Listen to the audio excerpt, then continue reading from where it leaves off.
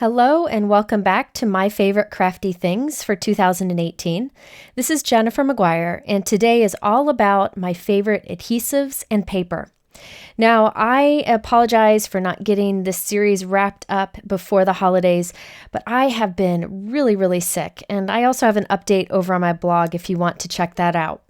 But today we're going to talk mostly about my favorite adhesives, as there have been several new ones that have come out this year that I really like. Now you can head to my blog, which I'll provide a link to below in the description. And on my blog, I have some excellent discount codes, giveaways, and much more information. So let's go ahead and jump into adhesives for today, and then I'll talk a bit about paper. The first adhesive that I fell in love with this year is the Gina Connect Glue. This glue is the answer to all of my glue prayers, as I finally have a liquid adhesive that dries strong, dries clear, comes out easy, and doesn't clog. Here you can see how easy it is to put down drops of the adhesive, even super tiny little drops. You can put down thick lines of adhesive or super thin lines. I never have problems with this clogging because I put the lid on as soon as I'm done using it. If you do get a clog, which has only happened to me once in all the times I've used it, I just clear the nozzle out with a needle, but it's not something that I ever have any concerns with. You can see how if you put it somewhere and you don't like where you put it, you can wipe it away with your finger. And even if it oozes out like it did here on this pearl, it will dry clear. So I'm using a jewel picker to add little pearls to these little drops, and that little bit of adhesive will hold these little pearls in place. Even when adhering three-dimensional embellishments like this and putting it through the mail, it will hold tight. I find a little goes a long way with this adhesive, so one bottle will last me for quite some time. I also find that I'm using this adhesive more, so I don't use my dry adhesives as much, and those tend to cost more in the long run. Again, I don't have problems with clogging, but let me give you some tips on how to store this product. When I'm not using it, I stand it so the tip is facing up. I just put it in a little organizer in my drawer, so I have it standing like this. Then when it's time to use, I just flip it over, tap the lid against my work surface so that the product all falls to the tip, and then I can start applying it on my paper as needed. Once I'm done, I immediately put the lid back on and store it so the tip is facing up. Now I have found this also to be an excellent adhesive for adhering intricate die cuts. So like this one, I'm just putting quick tiny dots of adhesive to the back of the die cut, and I can add it wherever I want. And watch this, when I put it down, I have time to wiggle it around until I get it positioned exactly how I want. And then I can leave it to dry, and it dries pretty quickly. So to have that wiggle room, I can make sure things are straight as I adhere them, and I'll show more of that later in this video. Okay, the other adhesive that I fell in love with this year is the Gina Dot Runner Adhesive. I prefer adhesives that put down little dots of adhesive, as you can see here. The reason I like adhesives like this is you can rub the adhesive away if you change your mind. I like to have that flexibility. So here you can see how easily that adhesive rubs off. Now, as I'm gluing things together with this, I have some time to kind of move things around if I'm not happy with it. I just carefully take the pieces apart to move them. But as you leave it to dry, it holds tight, and I don't have to worry about anything falling off as it goes through the mail. This is a permanent adhesive. But there you can see the great option of moving it and removing the adhesive if need be. I like that this product is small and fits in my hand nicely and is lightweight. That way I don't have some big adhesive gun that's always in the way on my desk. This is so easy to use, and a little goes a long way. Another great thing about this particular adhesive is that refills are available.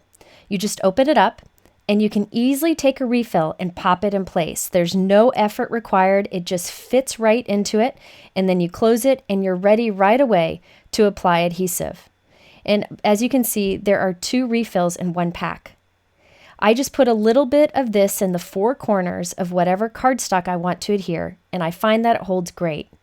You'll be seeing me use this more and more in videos, as I've recently been spending the past several weeks testing it out, and I'm really happy with it.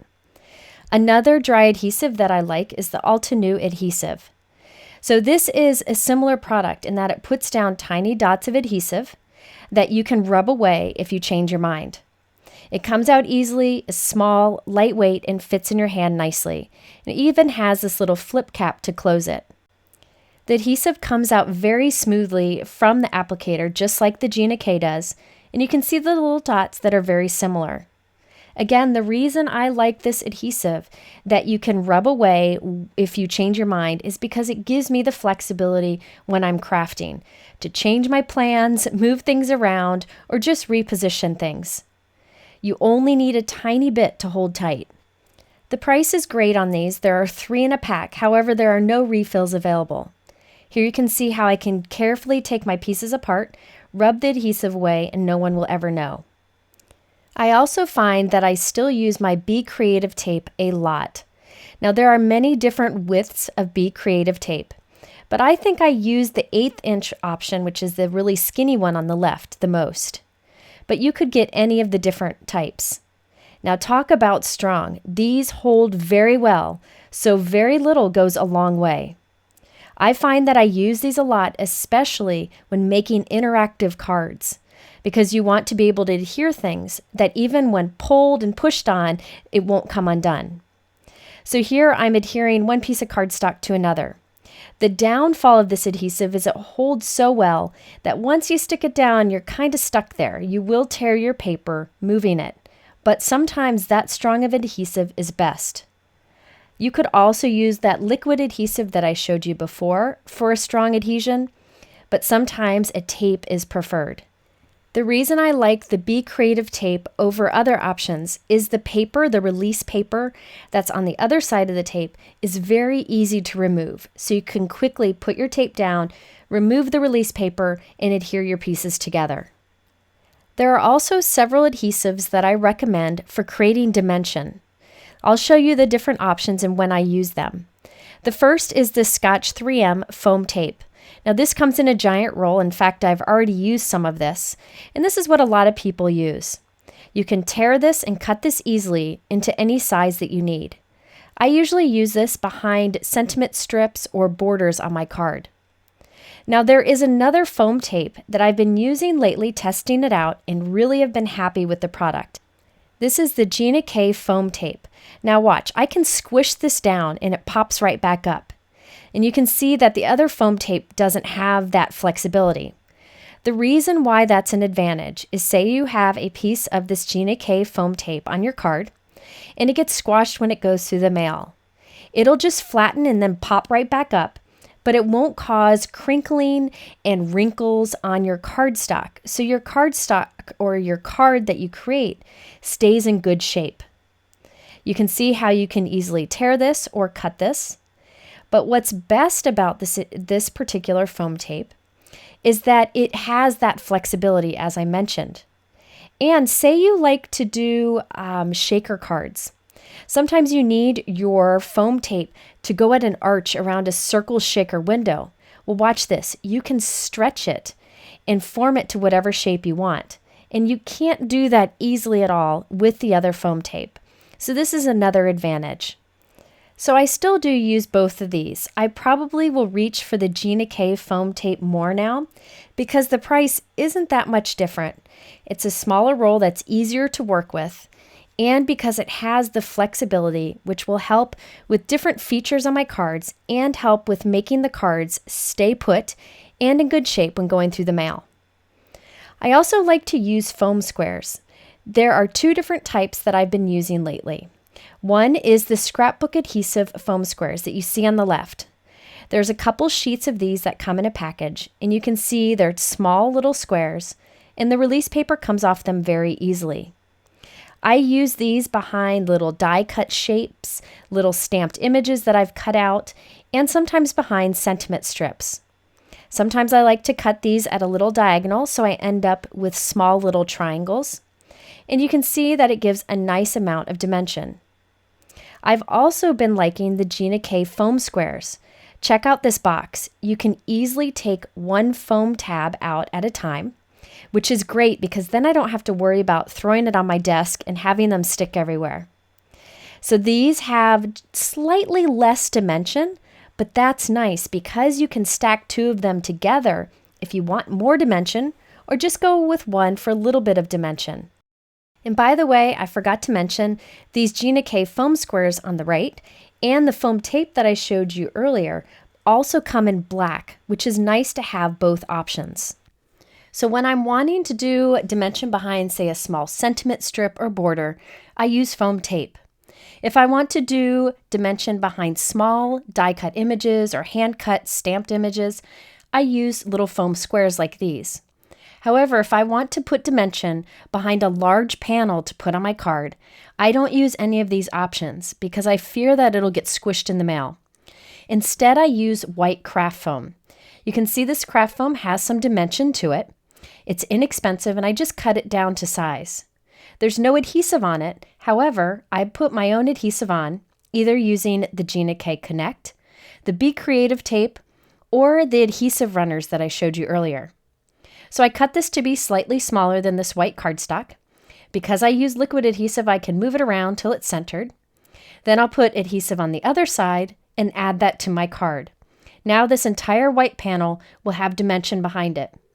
If you click here on the top right, you can see a video that tells more about why I use craft foam for this.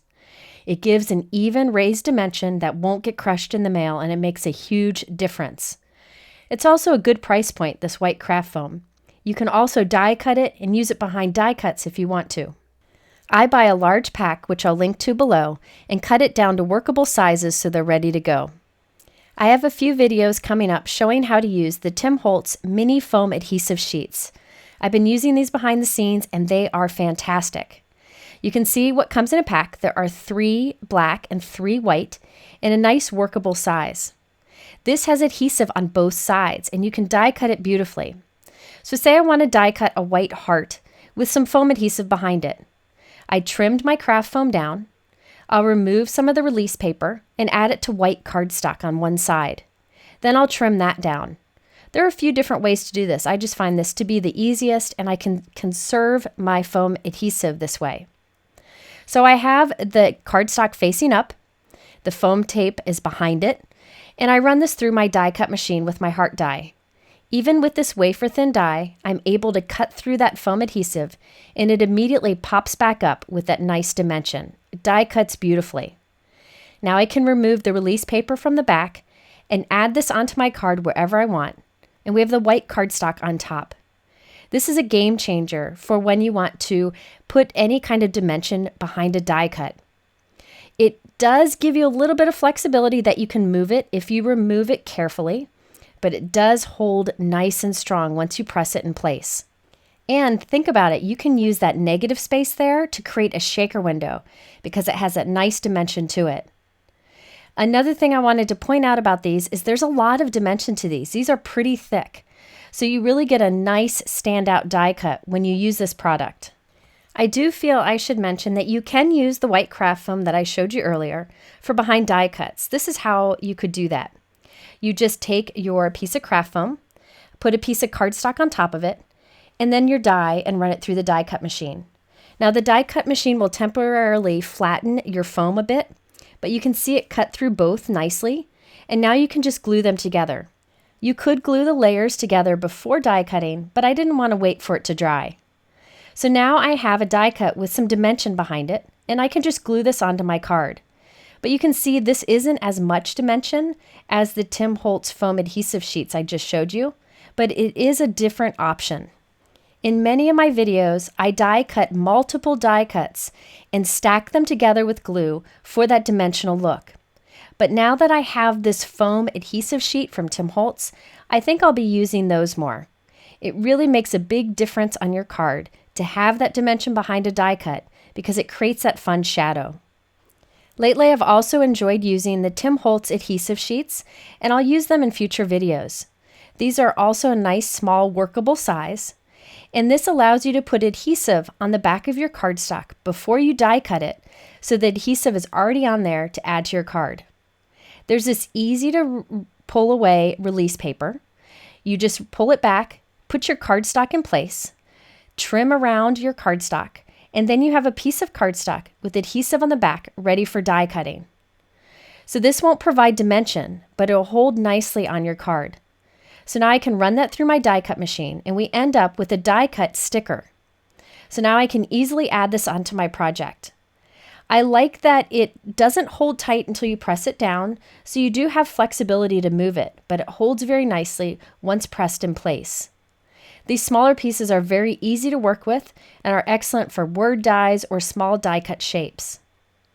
Now, if you want to create a sticker from a larger die, I recommend the Stick It adhesive sheets.